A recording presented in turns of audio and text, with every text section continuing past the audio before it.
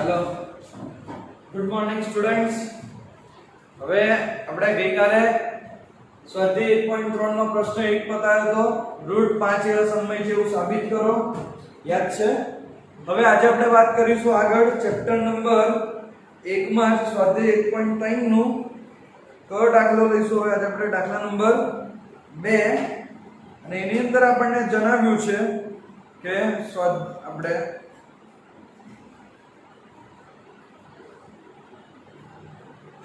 साबित करो के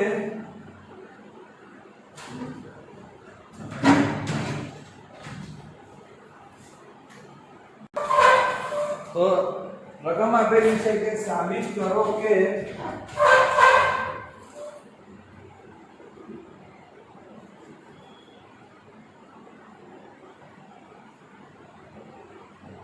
त्रण वत्ता 2√5 એ અસમય છે, આવું આપણે સાબિત કરવાનું છે, બરાબર?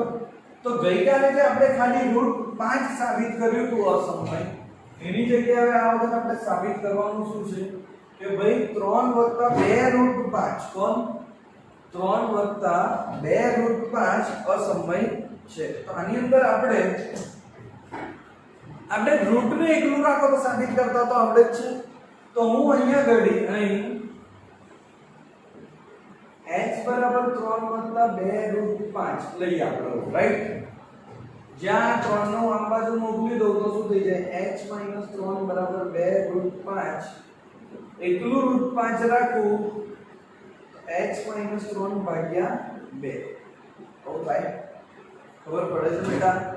રાઈટ? તો હવે હું h - 3/2 ને અસમય બતાડું કે √5 ને અસમય બતાડું, બંને કેવું કહેવાય બેટા? સમાન કહેવાય। તો હવે અહીંયા ઘડી આપણે ફરી કોને અસમય બતાડવાનું? તો કે ભાઈ √5 ને અસમય બતાડીએ।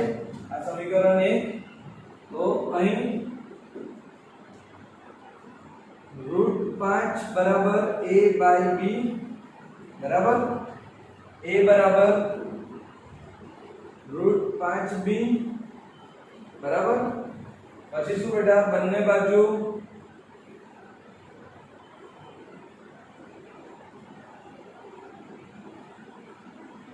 વર્ગ લેતા શું થઈ જાય? a નો વર્ગ બરાબર √b નો વર્ગ, બંને બાજુ √5b નો વર્ગ, a² બરાબર 5b², રાઈટ? તો કે ભાઈ b² બરાબર શું થઈ જાય? a²/5 બરાબર b², રાઈટ? આવું થશે, ખબર પડી? તેથી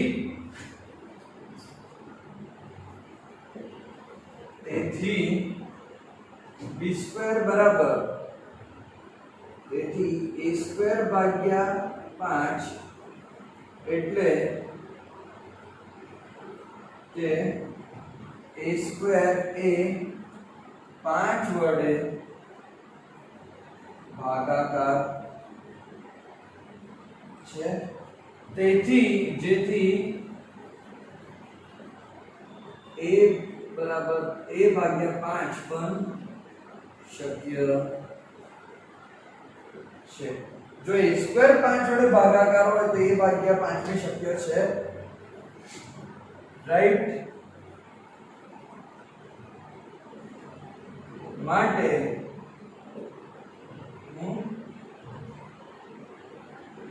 a/5 બરાબર આપણે લઈ લઈએ c,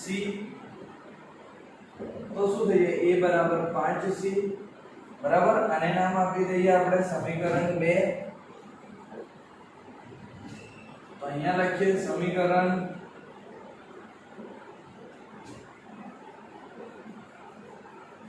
2 માં સમીકરણ 2 ની કિંમત, સમીકરણ 2 માં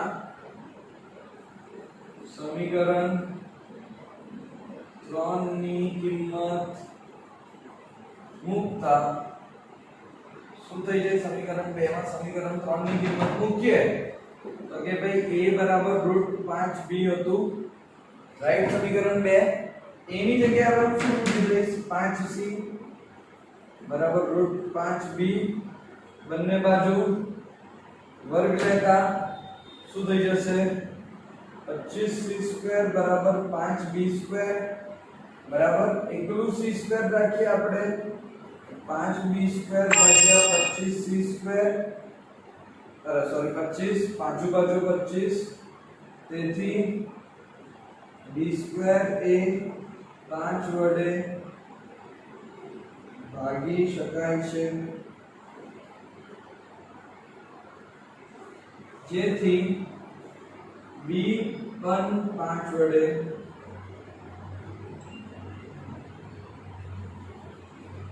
ભાગી શકાય છે તો સાબિત થાય છે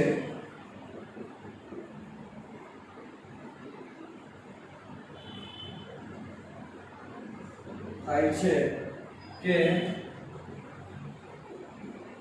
√5 એ અસમય છે આવડી જાય બેટા 100% કે સહેજ પણ ડાઉટ છે આખું જોઈ લો બેટા દેખાય છે કમ્પ્લીટ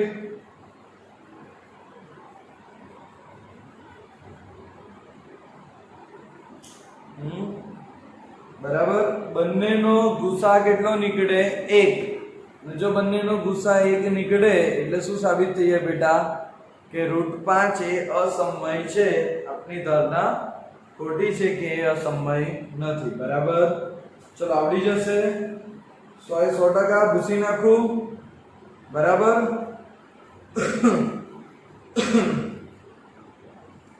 ચલો હવે એ જ વસ્તુને આપણે આગળ બીજી વસ્તુ દાખલા નંબર 3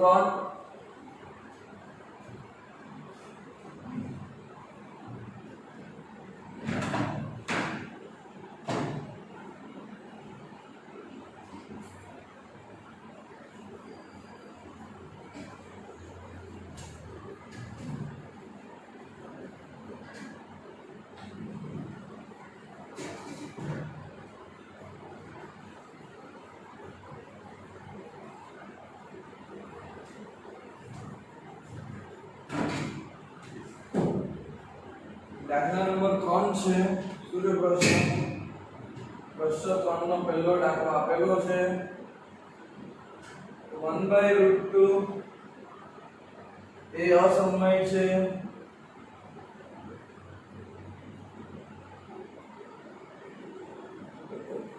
તેમ સાબિત કરો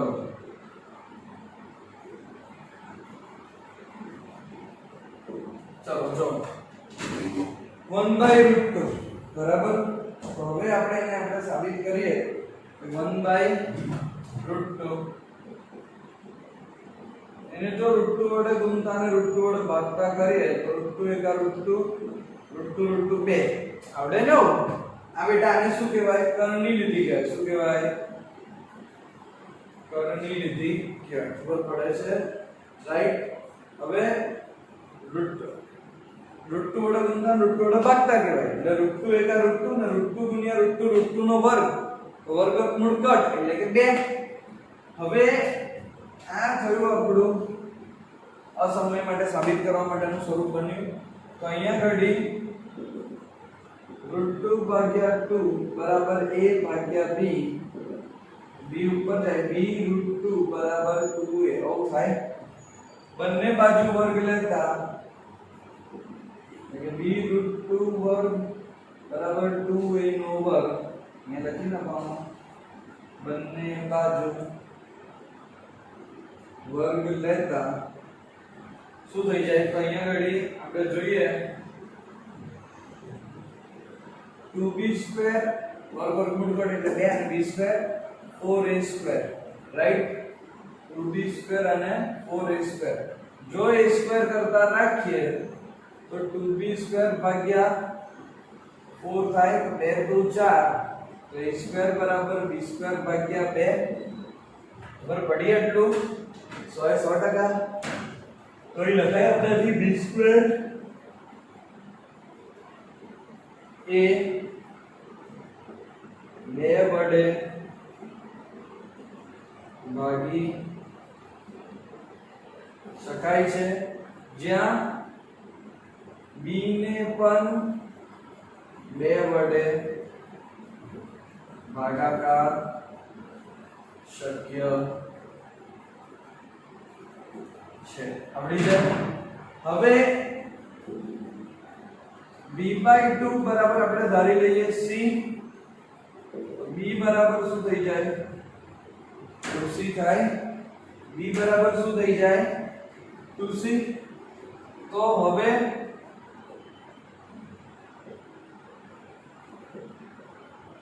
આ સમીકરણ 2 આ સમીકરણ 1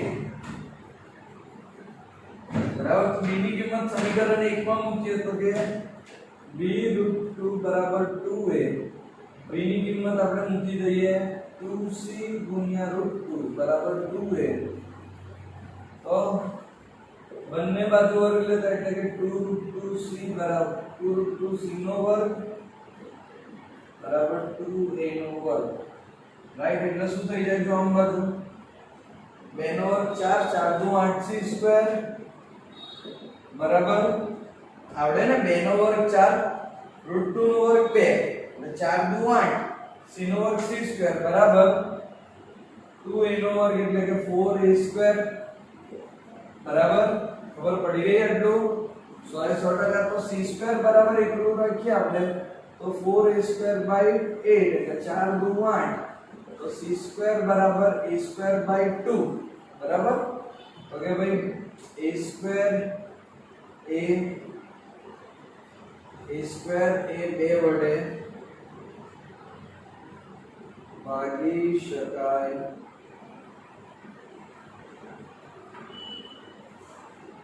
છે. તેથી a ને પણ 2 વડે ભાગાકાર શક્ય છે. e નો પણ ભાગાકાર 2 વડે શક્ય છે. તેથી આવું થાય બેટા. b/2/b અને 2/a તેથી √2a અસમય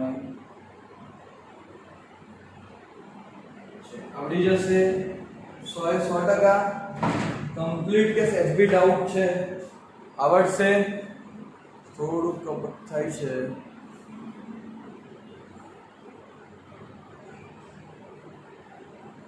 ચલો આવડી જશે. કરી લો કોપી બરાબર.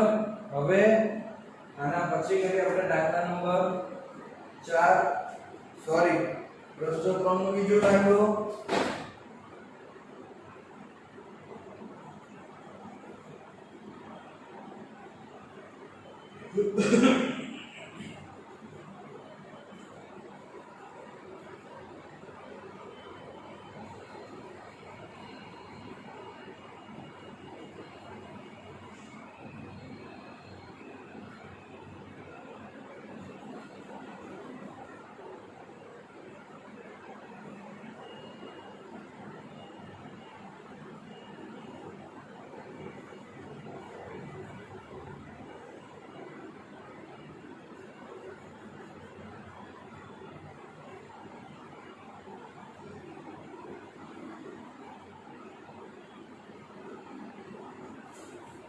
ચલો થઈ ગયું. હવે આપણે કરીએ દાખલા નંબર 3 નો બીજો.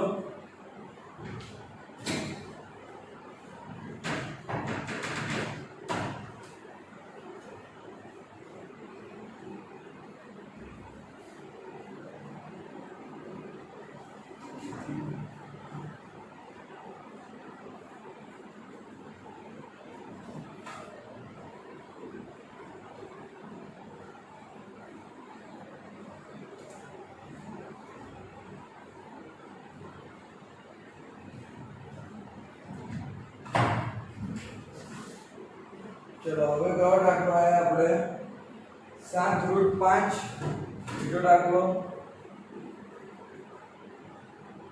7√5 સાબિત કરો કે અસમય છે. અસમય સાબિત કરો.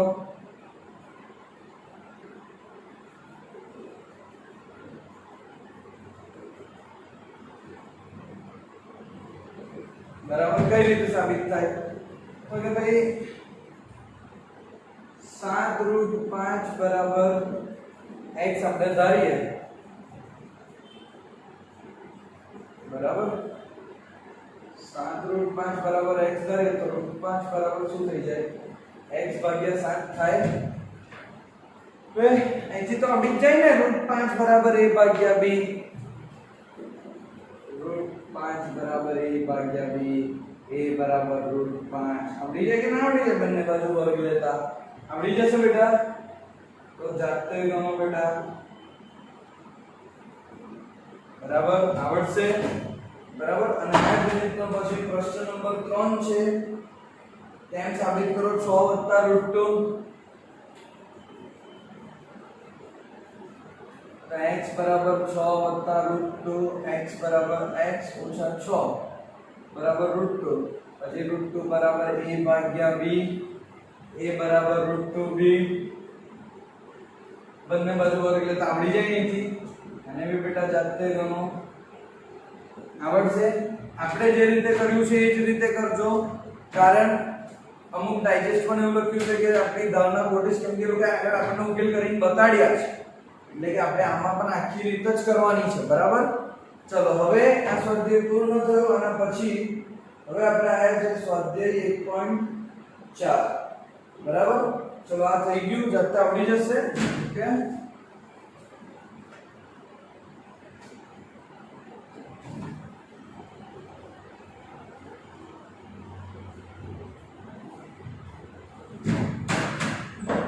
હવે આપણે વાત કરીશું સ્વાધ્યાય 1.4 પ્રશ્ન 1. બરાબર, શું છે સ્વાધ્યાય 1.4 નો પ્રશ્ન? ભાગાકારની લાંબી પ્રક્રિયા કર્યા વગર, એટલે ભાગાકારની લાંબી પ્રક્રિયા કરવાની નથી, એના વગર નીચે દર્શાવેલ સમય સંખ્યાનું નિરૂપણ શાંત છે કે અનંત અને આવૃત છે તે જણાવો. જો ભાગાકારની લાંબી પ્રક્રિયા વગર આપણે શું સમજાવવાનું છે કે જે બી સંખ્યા છે એ શાનંત છે, અનંત છે કે આવૃત છે. ત્રણ વસ્તુમાં સમજી લો. ભાગાકાર કર્યા બાદ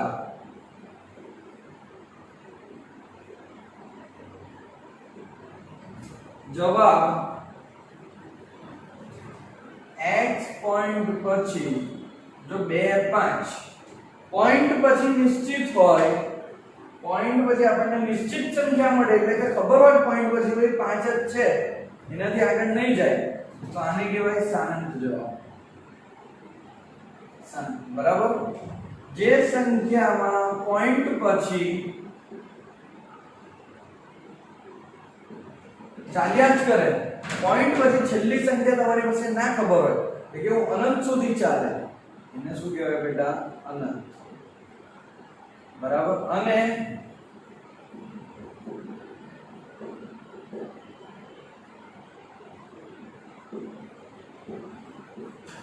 બાર આવી જાય. બાર કરે આવે કે ખાલી 6 6 6 6 ચાલ્યા કરે. બરાબર, આને શું લખાય? x બરાબર 3.6 બાર. તો આને અનંત આવૃત વાળી સંખ્યા કહેવાય. શું કહેવાય?